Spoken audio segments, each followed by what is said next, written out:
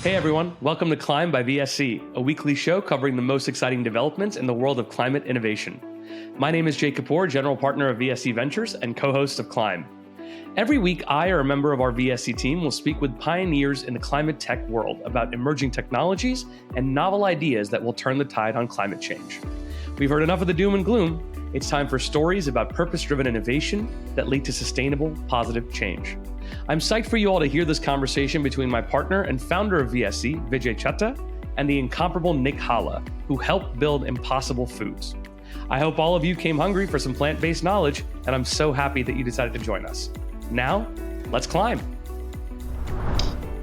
Hello, everybody. We're here for another episode of the VSC Climb podcast. I'm Vijay Chutta, one of the general partners here at VSC Ventures, and we're very excited to have Nick Halla as our guest today to join. Nick has had an amazing journey and is going to speak a lot about the experience of scaling Impossible Foods. So just a quick background on Nick. The last 10 years, he helped build the company Impossible Foods from the ground up, forming an amazing team in developing and commercializing delicious, sustainable plant-based foods to address many global food production issues. Today, it's all about Nick giving insights and experience and wisdom to all the founders that are out there listening to think about how to scale companies in this space. So with that, Nick, thank you for joining, first of all. Yeah, thank you for having me. I'm excited to be here and share a bit of my story, at least. Excellent. With that, I thought maybe we could just start with your background, as an engineer, and what got you inspired, first of all, to get into the food space, and then more specifically to get into the startup space. Yeah, so my background going way back, I grew up on a beef dairy farm in the Midwest of the U.S., and so I kind of been involved in food and agriculture most of my life. And I think, a couple of things I picked up that really stuck with me from the dairy farm. One is we're on the land 365 days of the year, raising animals, producing food, and I think that just drove into me a really deep respect and excitement for working on sustainability and like environmental issues. And two is it is a form of entrepreneurship. It's a very hard form of entrepreneurship where you have to make the dairy farm run with very little money, with very little control over pricing or weather and big factors that affect your business. But it's a family farm. All my brothers and sisters have their own businesses. And so I was always driven by having some sort of business that could improve the environmental sustainability of the world, even back in high school. And then as I started looking at that, I got really driven and interested in science and technology as the way to do it. And so when I went to undergrad, I studied chemical engineering, and it was all focused on ways to create more sustainable systems. Got it. And then that took you to undergrad, and then tell us about that sort of journey, sort of what you were studying there, and what any particular areas that got you really inspired to further along in sort of your path. So I got to undergrad. I initially started in material science engineering. I just came from a conversation with another person who was in material science that's doing some food tech stuff now. And I was fascinated as just looking at how the future of materials in the world would move. But I switched to chemical engineering because I love chemistry and just how the chemical makeup is of all the different pieces of the world and how much we can change it and make a much better world. And so I worked in diesel exhaust for a bit. This is kind of a research collaboration between mechanical engineering and chemistry and how to make diesel exhaust burn much more cleanly and efficiently. I designed batteries. I designed biofuels facilities in undergrad. But I really had no idea where to go after that. As an undergrad coming from a big state school, coming from a small family farm, you'd have like the big oil and gas and chemical companies recruiting. But that's not really where I wanted to put my time and effort into. I wanted to really work on creating something much more sustainable, which then led me to looking at how I can, change systems and build systems in general. And that led me to General Mills. I wasn't intending to go back into food. My intention at that point was actually not to do food, but it was a cool way to look at how businesses go from a consumer insight and a consumer home. Because General Mills is a really marketing, consumer-driven company. So a lot of the ideas start with a consumer insight and saying, okay, consumers are looking for this type of application, this type of a product. And then us in R&D would be trying to find ways to make that happen, make a product, test it. And then once you had a product that seemed like it fit, then go find how to make it. And so it's kind of cool to see the journey from being in a consumer's home to all the way going to the manufacturing floor and making it happen. And then 2 years in new products and then 2 years in technology development in that. And it was very interesting, but it didn't hit my sustainability bend that I really wanted to focus on. And so that led me out to grad school out here in California. what was your first impressions when you got to Stanford, and how did that shape where you are now? Yeah, I found out very quickly I'm not the typical Stanford business school student. I'm kind of like the grungy engineer farmer who actually was like an engineer, like with, getting your hands dirty every day. But I think that also kind of set me apart in a lot of ways because I did have a very different perspective. I remember like a lot of my classmates will remember one of our first strategy classes. There was like a case study on, I think it was like water meters. And when we were in manufacturing facilities, like your inputs in whether it's flour, water, shortening, sugar, whatever it is that you're putting in these systems, that is like your initial control point. If you don't get that right, nothing else is going to go right. And so you just kind of eventually learn about water meters. We had a case study and the professor had something said something. And I was like, well, that's not how water meters work. This is how they work. And people are like, what? Wait, how does somebody actually know that? And it kind of set me up as like a different leg up in the class where I was like, oh, I have a technical background that is, very different than really most people in the class. And that then I applied that to, what I could do within business school. For me, like the business school stuff was all pretty new. I'd never heard of Silicon Valley. I'd never heard of VC before. I never heard of Goldman, Bain, BCG, like these companies that, are, big recruiters out of these schools. And that's also not what I was looking for. I was looking to start a business. And so I got really deep into the venture world pretty quickly when I got there, because that's where a lot of the new technology ideas and scalable technologies and things that were focused on sustainability, like that I wanted to work on, were being incubated. And this was like the 2009, 2010, kind of towards the end of the clean tech 1.0 movement. And so I was looking at different jobs I could do. I got myself into a solar energy company that was stealth, that was doing cogeneration. And so it was kind of fun to see a 25-person company now compared to General Mills, which was really the only company I had worked at before. And it's a totally different operation, totally different ways to succeed within this. And I ended up working directly with the CMO initially and then to the CEO. And I found out very quickly I could build a rapport with the CEO much stronger than really the CMO could, because I could talk the technical side. He was a PhD physicist. And so we could just sit here and spar back and forth on numbers and designs and different calculations. And I still talk to him probably every couple months on something. Was there one class that stood out to you that has still had the most impact in how you operate? Well, so this will be a very different answer. So one of the classes that the Stanford GSB is really known for is it's dubbed touchy-feely, which is, I would say, the very opposite side of my education and my background, was probably one of the most useful classes for me because of that. Because it was, it's interpersonal dynamics, is how do people relate to me, how do I relate to people, and how do you build better relationships? And I think that's something we use every single day of our life, whether it's personal and in work. And I think as you build and grow teams and grow companies, that skill set is probably more important than any technical skill set that you can ever have. So give me an example of how you've used it in some pivotal point where that knowledge came in handy. It's a good question. It's one of those things you use on a day-to-day basis, all the time. I remember, maybe some of the pivotal points is when you get to just management and how to help people succeed. And, two of the values we had at Impossible very early on were be kind. We want to work with people that are good people, kind to people. We're good to our customers, good to our consumers and everyone we work with, and be candid. And it's we want to be honest and upfront so you can move fast. And we'd always have run into situations where people are like, well, how can I be kind if I'm candid? Because that's not going to be very nice. It's well, if I'm not doing something right, the kindest thing you can do is tell me. Now, you don't have to tell me in a rough way. You can tell me in a constructive way. And that's where the touchy-feely skills come in a lot. It's okay, if I'm not doing well, what I'd want people to do is tell me, and tell me in a way that can help me get to a better position. And I think I learned a lot of skills in that class to do that. And so, I was thinking about, management of one person on the team, and it got into a very heated place. And I just kind of stepped back and I used a lot of tools of how can I de-escalate this, make it less personal? And they would teach, I think there's a term stay on your side of the net. And so you're not putting yourself in their shoes in a way, you're trying to stay in your shoes and saying, this is how it's affecting me. And it really helped to de-escalate the solution and get to a place where then we can actually continue to build a relationship and succeed in the office. That's great. Kind and candid. I like that. Okay, so now let's talk about that sort of what are those early touch points then on and getting into Impossible Foods? Yeah, so the way I ended up getting to Impossible, I was looking at all kinds of different ideas. I was doing a dual degree, so I had a lot of flexibility in school, whether I did a second internship, I tried to start a company, or I took a full-time job, finished classes on the side.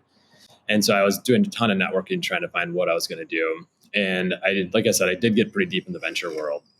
And so one of the partners I was talking to, who's Samir Kal at Coastal Ventures, it told me is like, hey, I got this perfect thing for you. It's sort of clean tech, clean energy. It's a huge impact, really early. Fits my background well. He's like, but I can't tell you about it.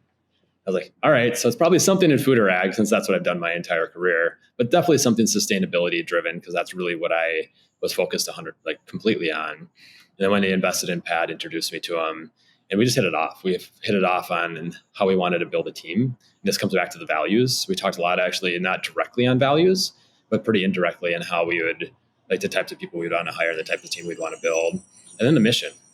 It's like I had been in food and ag most of my life. And when I came out here, it was all about renewable energy and electric transportation and things like this, because that's where I saw science, technology, and global environmental sustainability coming together.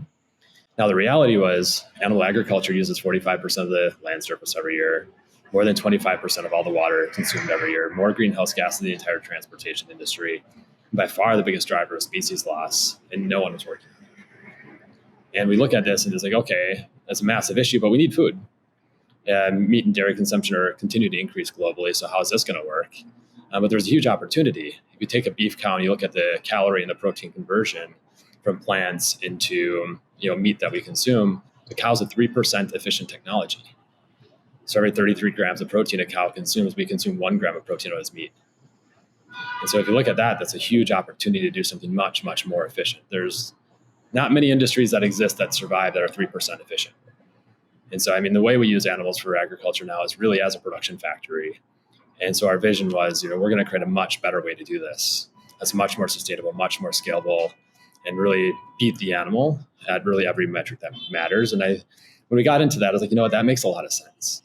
And this is obviously a big flyer. It was just an idea at this point in time. But if we can do it, the way we can change the world is much bigger than if I joined another solar energy company. And at the point at which you joined, how big was the team and what were the immediate goals? What were the 1-year goals from when you joined? Yeah. So my first day in the office is our company anniversary. So it was me, Pat, and then Jackie, who was an office manager. So it was the 3 of us. And then we probably got to 10 people by end of the year. This was summer. So towards the end of the year. And one of the first things that Pat gave me, so Pat was still at Stanford at this point in time. And he's like, all right, so we need to start. So the best way we can start is get all the tools that we can possibly find. So get me every single plant-based ingredient in the world. And I'm like, all right, like any more specificity on that? It's like, no, just get every single plant-based ingredient in the world. So we have a toolkit to start building from. And so then you kind of take that and it's like, Pat's an amazing visionary. I can see the way the world should be and with the great ideas on how to get there. And so a lot of my job was to figure out how to put into something more execution oriented. So, okay, so how do I take that statement of every plant-based ingredient in the world and make that into something that we can actually buy? And so I found an oil company that was more of a redistributor. I said, all right, can I get one of everything? I was like, well, what do you mean? I was like, we never had a request like that before. Like, okay, put some parameters in. It has to be less than $1,000 a pound. And so not like these really weird ones. And it has to be this. And you end up getting 80 different oils that then now the research team can work from. Because the first 2 years were really technology development to understand what actually makes meat, fish, and dairy foods perform, taste, cook the way they do. And once we had to understand those fundamentals, go into the plant-based world to try to find ways to beat that. And so it's really scientific development for the first 2 years before we even got to products. That's a fascinating framework, right, to start from, which is literally what are all the ingredients, right? Or what are the tools in the toolbox? Yep. And we were doing this in a bunch of different ways. And we also had some cheese stuff going on. And one of the funnier ones I had is, so you can make artisanal cheeses in a lot of different ways. You typically use cheesecloth. But one of the other ways you can do it, which I had no idea on, is use pantyhose. They are much better. They don't leave marks in the cheese. And so one of the chefs was like, this is the best way to do it. And so I was trying to source a bulk supply of this. And so I'm calling all these places, trying to figure out a way to get a bulk supply of this, which led to a lot of fascinating conversations. And eventually I found one. Now, it wasn't really a scalable way to do it, but you chase stuff down. It's like, hey, is an interesting idea. Let's go see if we can make it happen. So you're going to get bulk panios? Is that what you're saying there in terms of? That's right. So you don't get it. A lot of times you don't get into what you expect you're getting yourself into.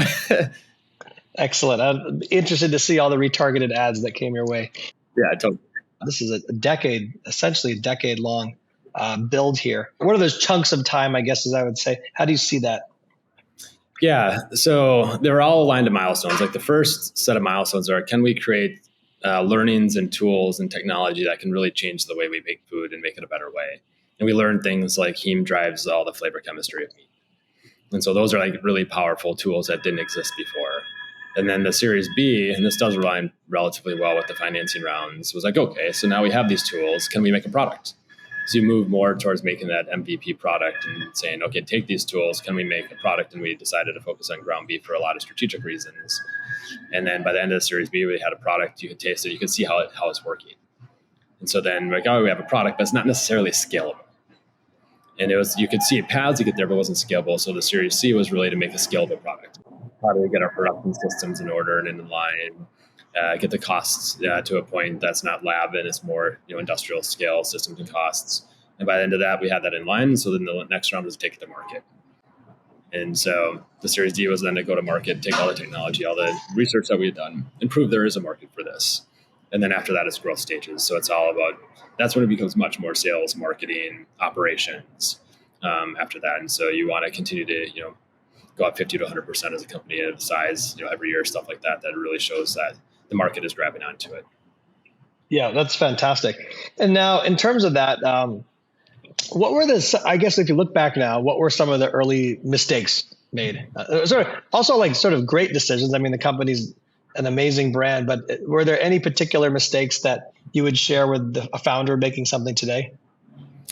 Yeah, I think I'm very much a proponent of you make the best decision with the information you have in front of you at the time, knowing that it might not be the best decision 6 to 12 months or even 5 years from now. And then you have to build it. And so it's like if you're very confident, you can double down and invest one way. If you're like 80% confident, you invest a bit different. And so for us, it's like we did have this hypothesis early that Pat and the scientists had that heme was going to be important. And so we looked at this, and there's a lot of heme in the root systems of legumes globally. And so heme is really in every plant or animal really alive. It's a main function of most cells. But in meat, it's very concentrated. But we did have a source where you could look at these root systems, and it would be like blood red. And so it was that high concentration. So we were building farming systems for how to do this. And the team spent probably a year to 2 years building these systems, trying to figure out how to grow, harvest heme from plants, and it was a total dead end. But as we started doing this, we started talking to more people. We found, we really found a way in fermentation. And in the biomed world, fermentation is pretty expensive, but there are actually quite a few industrial fermentation processes that are very cheap, very dirty, but very cheap. And so we kind of had to look at that and say, well, we're not like biomedical, or we're not industrial. It's like, can we make a fermentation process for this protein that can scale? And the industrial stuff shows you can scale, but at a cost that is, still food grade as well, and something for this protein. And it was so much better than, trying to do it by agricultural base. But in order to do that, you have to have a really high, I would say, real high utility for the amount that you put in there. Because if you're trying to do a full product, that would be very expensive. But as heme is a very powerful molecule, so a small amount creates a big flavor. And so I think that's, the hard part was like upfront, we were trying to grow it and harvest it and build these systems that were completely unscalable. And we were trying to build models on how this could be scalable, which on paper could theoretically work. On a practicality basis, really, really tough to see. And now from a fermentation side, then we had a scalable way that we found. And it turned into be one of the big parts of the business and the brand. That's great. And so, I mean, is there a lesson there? It just sounds like it's try things, right? And be ready to pivot when they don't scale as you want. I mean, is that sort of the lesson there? Yeah, I think for us, I think it's different for every company. For us, we had a big vision. And our big vision was animals are used as a technology right now to produce food at a massive scale. It's insanely inefficient, insanely destructive to the environment. We're going to find a better way. And that vision is never changed. We're going to create a better food agricultural system by transitioning out meat products to a plant-based ecosystem. Now, how we've gotten there has changed a lot. And so how you pivot around this. And I think that's kind of, maybe some advice is, you want to have a vision of what you're building. And, the vision is probably going to be pretty steady, unless you're like really off and you learn some stuff that, okay, maybe this isn't even the right vision to have anymore. But then how you get there, you should be on a windy road. Because if you go down the same road and the same path the entire time, the chances are you're missing a lot. Yep. So you mentioned one point there around process, and you're saying some of these particular processes may have been dirtier than others. I mean, maybe you think about the classic idea of the Tesla argument. Well, okay, it doesn't use emissions, but it does use a lot of oil to manufacture the pieces of making that car. Like, is that like a conflict that's ever come up, or how do you weigh that? Well, you can't optimize everything up front. If you try to get the perfect product in from day one and start from day one, you're going to never launch. And so you do have to make trade-offs and say how far you are. For us, a lot of, you could say like product quality is like we wanted to make sure we competed head on head with meat. We're not a veggie burger. We're competing head on head with meat with this. And so we needed a product that at least did that, and we got there. But it was not nearly what the product is today from a quality perspective. It's getting better and better every day. And from a research perspective, we would have never launched if you were just trying to create the perfect product. And you can do this from a sustainability lens too. It's okay if you try to build the best sustainable food supply chain, you're probably using some different ingredients and stuff too that you have to build a brand new supply chain for. If you're doing that and you're trying to create a new ingredient supply chain along with a new product and along with a new market, you're tripling your risk in a lot of ways. And so you have to look at what's out there and say, okay, what is the best we can do that still matches up with the vision and the mission, that is still much more sustainable, of course, than what we're replacing, which is the core of the company. And then over time, you're going to get better and better knowing that. Yeah, I love that. You and the company made a very conscious decision around how you want to position the food that you create and sort of what is it going up against and what is it not. Can you talk a little bit about that? Well, yeah, I think there's been veggie products out in the market for a long, long time. I was a very avid meat eater. When we started the company, I came from a beef and dairy farm. And I tried all the products and I just couldn't believe people ate them. It was so far off of what I expected essentially from that sensory experience when I was looking for that sensory experience. And so when we were going to market, we knew that was some baggage that hung out there. And so as we go to market, it's like, how can we get by that baggage in a smart way to rebrand our products comparatively and really honestly rebranding the industry. And so what we ended up doing is say, okay, the best way to do this is if we can get the meat chefs of America, kind of like the meat farmers of America, in some ways from the culinary perspective, the meat chefs of America say, oh, this is really good. My consumers want this. And that was really powerful as we went to the market that way. We didn't have a lot of supply anyway, so we wanted to be very targeted with what we did out of our pilot facility.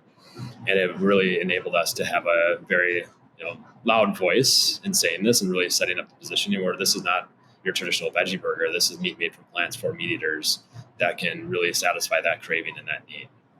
And then you start expanding from there. Was there any pushback from the media, from influencers, from restaurants on where they put you in the bucket, right? Like there was very little through branding on menus at this point in time. And so when we put Impossible on the menu and you put the flag, we started putting the flag on the burger that represented the product. And I remember going to our first launch restaurant like a week after we launched, and there was a table of like probably 10 people, but probably shortly after college age. And once the food came out, I don't think anybody spoke for like 5 minutes. They were taking pictures and probably posting on Instagram and stuff like this. Like, oh, this is fascinating. And then what had happens then is, by putting Impossible on the menu, it actually drives way more trial because people started to understand what the brand was and what it meant. And people were seeking it out. And by seeking it out then for us, as we go to new restaurants, it wasn't as much of a sale and say, hey, this is working. And if they didn't do that, we had the data too that say, if you don't like brand it Impossible and put it in the menu this way, then it doesn't sell as well. And we had that data. And so you build the case studies up that help you tell the story. But at the end of it, the restaurant can do what they want. It's their restaurant. Right. We're selling them a product. But ultimately, the ones that have done the best are the ones that believe in the vision, right? They want it on there for a reason. They believe in this and therefore may make sure that it's branded as such. That's right. And who are our salespeople? Our salespeople are the staff. They're the ones who are talking to the consumers at the time of point of purchase. It's not us. And so we're selling that there. And so you want them to be advocates of the mission, advocates of the product. And we would do a lot of training, especially in the early restaurants, and how to talk about the products and the company and the mission. For a new category where there's a large volume of, quote, salespeople out there that need to learn or be educated and engage and co-create, what were some of the sort of strategies that worked the best, and maybe anything that you did new that wasn't done before? Well, I think, the things that we did new is one, what we talked about, like branding through the menu. So the name is on the menu with it, along with the flag that came out. And so we would just give restaurants the flags with the product. And so it wasn't you had to buy it or anything like this. It was already there. And so they wanted to use it. And so that was kind of a starting point to being able to drive awareness.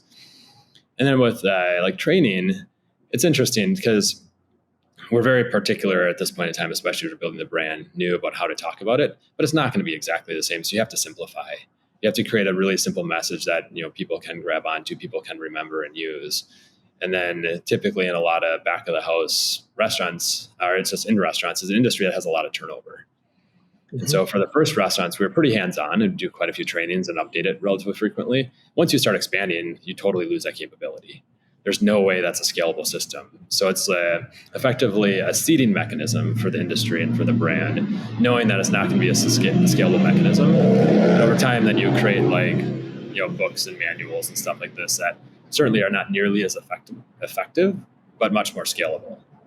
Mm-hmm. And I think when you scale businesses across the board, I think about this a lot, is that, the right tactics at stage 1 versus stage 2 versus stage 3 often are very different, even if it's the same end goal. Were there any things you did specifically on social media, for example, or with portals to, scale that? Yeah, we definitely did. I mean, we created our, the traditional social media sites for the products and, different hashtags and different campaigns. I think the most effective typically still as that point of sale. That's where people are making decisions on food, whether it's on a restaurant with a table tent or on the menu or with the servers. To on the retailers with flyers and stuff like this. So that typically ends up being where you capture eyeballs and attention more effectively in the food world. But you do kind of have the background noise going there. The other one that we actually did a lot of is we did engage with the media a lot. I think there's a bunch of pieces here. One is we had a technological solution and a product that was really good. That was a positive story. This is something that you can go out to your local restaurant or retailer and buy and feel really good about it. And it's making the world a better place and have an experience that you really enjoy. And so I think that it engaged media in a lot of ways that was very beneficial for us and for them too, because there's plenty of negative stories that always get out there, as we see in the media all the time. Having kind of the feel good positive stories are also really important to have. I think we need more of that, especially in the climate world. The climate technology and the climate industry is so early that we need some big wins and some things that people want to come and say, hey, this is really working. This is making this part of climate tech, better and better. And this is the future we're going to go. Because as you have those wins, then it encourages people to double down, like we saw in the plant-based industry. And there's thousands of companies in this now globally. And when we started, there was a couple. That totally makes sense. And we heard that ourselves, even with the media dinner that you were part of, that there's an interest now from a lot of media outlets that were actually have been quite jaded, if not critical, of the technology industry over the past, let's say, 6 years, that are, looking to be positive and excited actually about what's happening. And there's so much positive and exciting things happening. And I get asked a lot, working in climate, it's I get asked a lot, do I have climate anxiety? To a certain extent, yes. But I'm just an optimist at heart, I think, too. And there's so many people that want to work on this, that want to do good. And so when you have that much energy going into industry and into a movement, good things happen. Yeah, absolutely. Now, tell us a little bit about the food tech world right now. So, I mean, because of Impossible and a couple other companies, you've paved the route for other founders.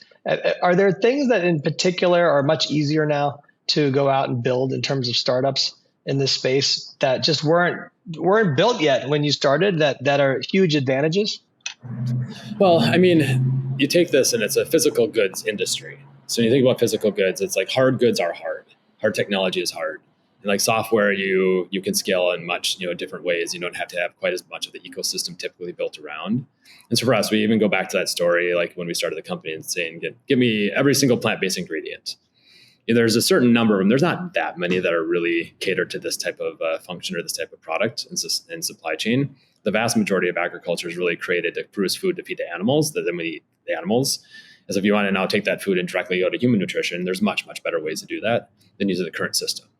So what you're starting to see now is the consumer pull is getting stronger and stronger, you're seeing some of these more ecosystem supply chain companies, new ingredients, new proteins, the agricultural system for human nutrition coming through. And I think that's fascinating because that then enables more and more innovation on top of that. Mm-hmm. And let's talk about some just areas of interest now for you. You were at Possible Foods for 11 years. You're exploring new pastures, as it were. What is exciting to you? And also, what is some of the areas that are maybe not being talked about enough? Yeah, so the whole impetus of Impossible and even the solar work I was doing before is to create a much more sustainable world. And right now, the biggest threat we have is climate change. Temperatures continue to rise. The forecasts and the projections have gotten slightly better, but still, the target out of Paris was 1.5 C, and we're really on a trajectory from most of the research I see at about 2.8 degrees Celsius. So we're almost double essentially where we need to get. And it's hard to see that changing by decarbonizing, cleaning up industries because there's so much hard, good infrastructure there, and there's so many different pressure points that push it in a less sustainable way even as you're pushing it in a sustainable direction. And it makes sense. We are increasing livelihoods of people globally as well, and energy access is number one. And so then you get to the sustainability side too, which is getting higher and higher in the agenda, but is not always number one, and understandably. And so if that's the reality, what can we do on the climate technology side of starting to pull CO2 and methane, nitrous oxide out of systems after use, knowing that these systems are going to exist?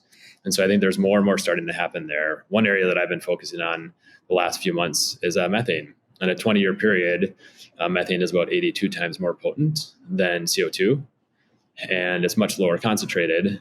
So then, every methane molecule you would say you capture, convert, do something with, has an 82 times effect on reducing greenhouse gases over the next 20 years than CO2. And it's a much more reactive molecule too. And I don't see as much stuff happening in that yet, but I think it will. And I'm starting to hear a little more chatter on that. And I think there's a lot of opportunity there. But I think, the way I look at it is, every decade matters. And, we're going to solve this in probably 100 plus years, certainly as a trajectory. But every time we can have a short-term win to buy ourselves time to solve it, it's a huge, huge win. What are some examples of how to reduce methane? Interesting. So, I'm trying to think what I should say in this. I'm working on lots of ideas right now. Okay. Whatever you feel comfortable. It could be broad, but maybe we're trying to inspire founders, but also maybe not create competitors for you. No, it's fine. I think the more people working on this stuff, the better. I think you look at the industries, you have kind of two sides of the equation. One is, where does methane come from? And then two is, what do you do with methane once it's out in the environment?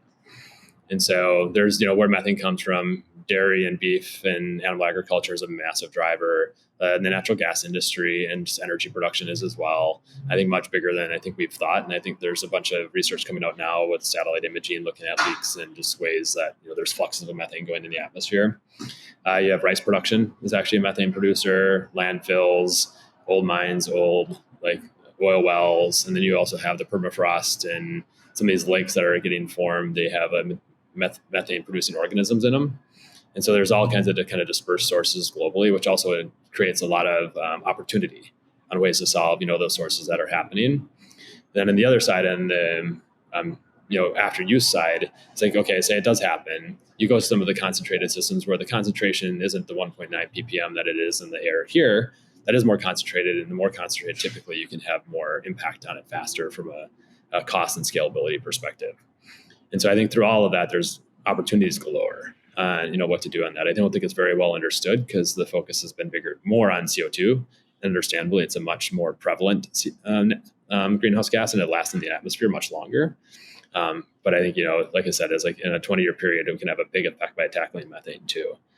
One thing that Pat, the founder of Impossible, and Mike Eisen, a Berkeley professor, wrote a paper that they published at the start of this year showing that, if we change the world's food system to get rid of animal agriculture in the next 15 years and go out of a plant-based ecosystem, we could flatline greenhouse gases for 30 years and buy ourselves 30 years of time to solve all these other issues. And that's based on, reducing the greenhouse gases from animal agriculture, plus letting that biomass grow back on. Because looking at, systems, chemical processes are tough to scale, especially when you're looking at the prices, what carbon markets are, especially with CO2, that's a very low energy molecule. But if you use biological systems, it's the really only way that we've scaled that we know. essentially at this to capture this. And methane, I think within those systems, there's opportunities galore. I think on the backside, you look at, okay, what are biological systems that can do this? What are catalytic or engineering ways you can do it? I think you can kind of do both, because one of the advantages of methane is you don't need to capture it. It's like if you oxidize it, it's like it goes to a much less reactive or much less potent greenhouse gas form, which also I think just creates a lot of opportunities to do something faster. Excellent. And, just to kind of wrap up, I think that was a great wrap, but then I forgot. There is actually a huge thing I want to ask you about on your more recent role with Impossible Foods, which is sort of international. So, I'm fascinated, like, what were the cultural differences that you had to deal with as you were scaling the brand that maybe is helpful to founders? Are there different things happening in Europe? I mean, certainly there's things happening in South Asia, even around religion, even things people will not or ever eat. But just any sort of curious, interesting insights as you had to do that. Yeah. So I think, as you think about internationalizing businesses, the first thing does start with product. And so I'll use the example for Impossible. When we first launched our product, the version 1.0, it worked really well on a flat top grill. It worked very well on a burger. It didn't work that well in other applications. You could make it work, but it was a bit finicky. And so when you went to 2.0, a lot of the focus is on making the product much more robust and versatile. And so you can use it in different cooking devices, different cuisines, different types of temperatures. And it essentially enabled us to do international. And when we went to international in Hong Kong in 2018, and so, people ask us a lot of why we went to Asia first. Well, Asia is where 44% of meat is consumed today. And so if we want to tackle this, we have to tackle the Asian markets. We wanted to start early. Now, the product that we had there wasn't great, I think, for a lot of the cuisines that we were trying to push it into. Once we had the 2.0 product, it opened up so many doors because it was much more versatile. You really could use it in anything. So I think that's one. Two, food is culture. And so you have to think about it this way. It's like, we're not just going to say, okay, go eat this food. It's an American food. That does work to a certain extent. But, we're replacing essentially a base ingredient in the food system in a lot of ways. You work with, pork, beef, chicken, and things like that. And then you make stuff out of them. You don't typically just, serve, obviously, the animal whole. And so you're using this as an ingredient that then you can locally make culturally relevant. And so if the U.S. is burgers, you might go to another place and actually they consume beef in a different way. But if the ground meat behaves, similarly to the ground meat from an animal, we don't really need to change the product. Then we just give it to chefs and let them modify, the cooking parameters and the seasonings and stuff like this to hit the local consumers, to be culturally relevant and not just like a forced American brand, American product, which I think was really powerful for us as we started expanding internationally. What are your most favorite cuisine integrations worldwide? I'm a foodie, so where do I need to go, and what am I going to try that would surprise me or delight me? Well, I think one of my comfort foods is Mexican food. So I've made so many Impossible, like burritos and tacos and things like that. I do that all the time. The pork product is like, I made mapo tofu with it when I was living in Hong Kong. It's fantastic. I think I've tried a lot of different stuff, and the fun thing is you can make anything work. And I'm a foodie that way too. One of our actually launch customers in Singapore, they did a beef Wellington. And so I've never had a beef Wellington in my life. I grew up on a beef farm, but it's like, this is Midwest US. It's like, you typically just have relatively basic cuisine. And I tried it, it was delicious. So yeah, I think that was fun. A lot of baos and dumplings and stuff like this. I think that have been really kind of fun through the Asian cuisines. I was living over there, so I think I probably have a little bit of a bend that way. Yeah. That's great. I'll shout out to the Istanbul restaurant in Honolulu. They have an Impossible kofte kebabs, which are nice. Amazing. We get them every time we go. So it's really been incredible to see how this innovation has been reflected in all these different cultures. Thank you again, Nick, for your time. We're really excited to share the insights with our community. And until we meet next. Sounds good. Cool. Thank you. Well, that's it for this week's episode of Climb by VSC. Thank you so much for watching and listening. A few quick shout outs before you go. Our thanks to Nick Halla for coming here to share his expertise and insights with us. Special thanks also to Credo for their help in producing and promoting this episode. If you'd like to visit any part of today's conversation again, you can find the full transcript on vscventures.com. Our thanks to Josue Ramiro for posting those every week. Lastly, if you've listened this far, please leave us a rating on Spotify or review on iTunes. It only takes a few seconds, really helps us out, and as far as I know, still carbon neutral. Well, that's it for now. We'll see you next week on Climb by VSC.